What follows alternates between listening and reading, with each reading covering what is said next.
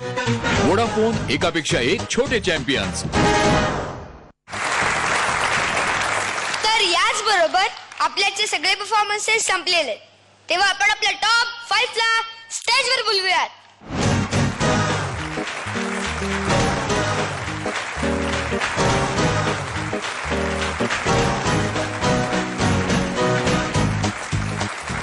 सचिन काका, आजचा Vodafone performer of the day कोण आहे? मी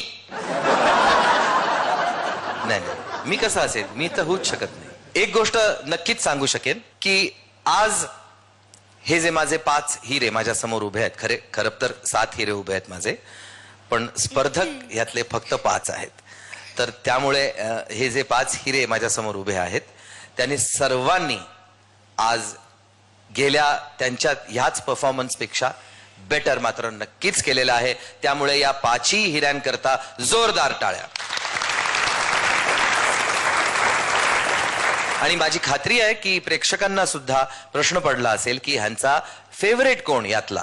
पण जो कोणी फेवरेट असेल, सगळ्यांचे वेगवेगळे असतील, माझे तर सर्वच आहेत, काही असे पण असतील ज्यांचे सर्व आहेत, तर त्यांनी सर्वांकरता वोट करावं आणि मनापासून वोट्स करावेत, भरभरून वोट्स करावेत. कारण आता ग्रँड फिनाले खूपच जवळ आलेला आहे आणि त्या ग्रँड फिनाले बद्दल तुम्हा सर्वांना मनापासून शुभेच्छा आणि शुभाशीर्वाद.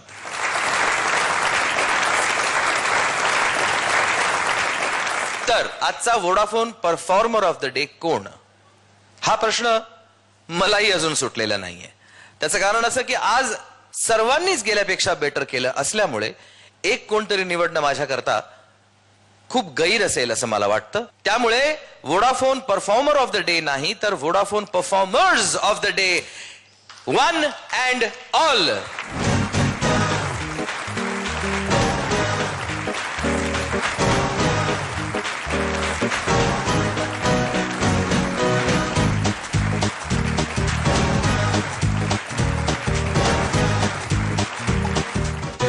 वोडाफोन एकापेक्षा एक छोटे चॅम्पियन्स.